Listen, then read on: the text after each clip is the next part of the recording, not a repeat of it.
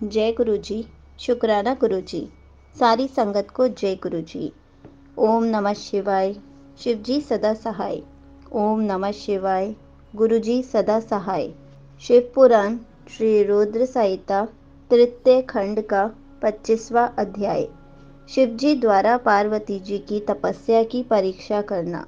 ब्रह्मा जी बोले, हे मुनि श्रेष्ठ नारद, सप्त ऋषियों ने पार्वती जी के आश्रम से आकर त्रिलोकीनाथ भगवान शिव को वहां का सारा वृत्तांत सुनाया।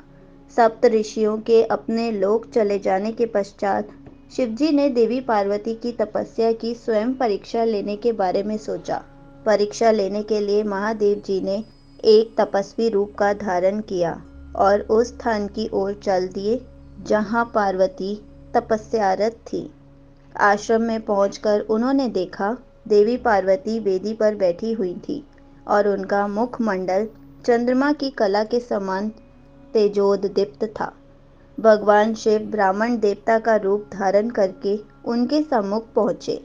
ब्राह्मण देवता को आया देखकर पार्वती ने भक्ति पूर्वक उनका फल फूलों से पूजन सत्कार किया। पूजन के बाद देवी पार्वती ने ब्राह्मण देवता से पूछा, हे ब्राह्मण देव, आप कौन हैं और कहाँ से पधारे हैं? मुनीश्वर, आपके परम तेज से यह पूरा वन प्रकाशित हो रहा है। कृपा कर मुझे अपने यहाँ आने का कारण बताइए। तब ब्राह्मण रूप धारण किए हुए महादेव जी बोले, मैं इच्छा अनुसार विचरने वाला ब्राह्मण हूँ। मेरा मन प्रभु के चरणों का ही ध्यान करता है। मेरी बुद्धि सदैव उन्हीं का स्मरण करती है। मैं दूसरों को सुखी करके खुश होता हूँ। देवी, मैं एक तपस्वी हूँ, पर आप कौन हैं? आप किसकी पुत्री हैं और इस समय इस निर्जन वन में क्या कर रही हैं? हे देवी, आप इस दुर्लभ और कठिन तपस्या से किसे प्रसन्न करना चाहती हैं? तपस्या या तो ऋषि मुनि करते हैं या फिर भगवान के चरणों में ध्यान लगाना वृद्धों का काम है। भला इस तरुणावस्था में आप क्यों घर के ऐशो आराम को त्याग कर ब्रह्मचार्य का पालन करती हुई तपस्विनी का जीवन जी रही हैं? आप किस तपस्वी की धर्म पत्नी हैं और पति के समान तप कर रही हैं? हे देवी, अपने बारे में मुझे जानकारी दीजिए कि आपका क्या नाम है और आपके पिता का क्या नाम है। किस प्रकार आप तप के प्रति आसक्त हो गए? क्या आप वेद माता गायत्री हैं, लक्ष्मी हैं अथवा सरस्वती हैं? देवी पार्वती बोली, हे मुनि श्रेष्ठ, ना तो मैं वेद माता गायत्री हूँ, ना लक्ष्मी और ना ही सरस्वती हूँ। मैं गिरिराज हिमालय की पुत्री पार्वती हूँ। पूर्व जन्म में मैं प्रजापति दक्ष की पुत्री सती थी, परंतु मेरे पिता दक्ष द्वारा मेरे पति भगवान शिव का अपमान देखकर मैंने योगाग्नि द्वारा अपने शरीर को जलाकर भस्म कर दिया था। इस जन्म में भी प्रभु शिव शंकर की सेवा करने का मुझे अवसर मिला था।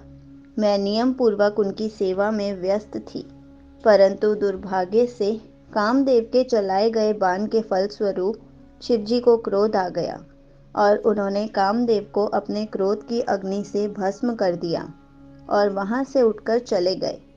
उनके इस प्रकार चले जाने से मैं पीड़ित होकर उनकी प्राप्ति का प्रयत्न करने हेतु तपस्या करने गंगा के तट पर चली आई हूँ।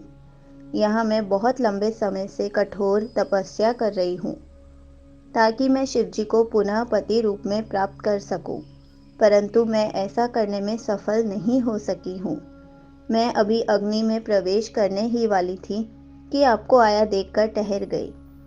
अब आप जाइए, मैं अग्नि में प्रवेश करूंगी, क्योंकि भगवान शिव ने मुझे स्वीकार नहीं किया है।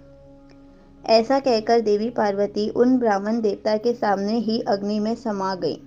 ब्राह्मण देव ने उन्हें ऐसा करने से बहुत रोका, परंतु देवी पार्वती ने उनकी एक भी बात नहीं सुनी और अग्नि में प्रवेश कर लिया।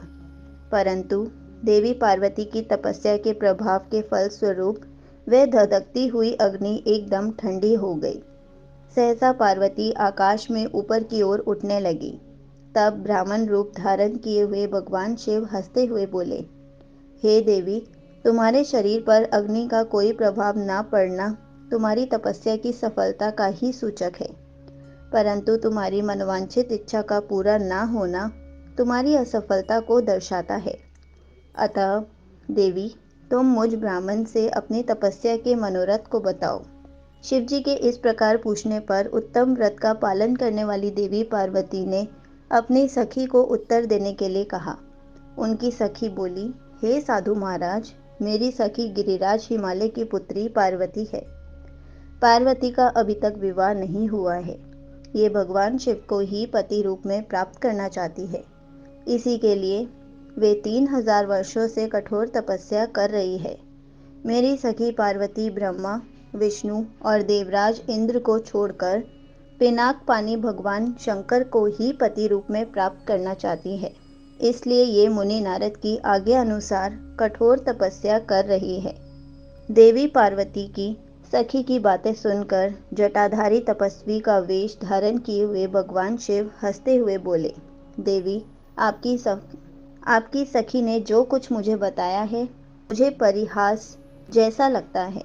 यदि फिर भी यही सत्य है तो पार्वती आप स्वयं इस बात को स्वीकार करें और मुझसे इस बात को कहें।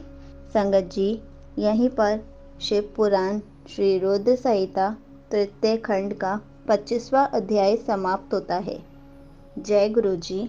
शुक्राना गुरु जी।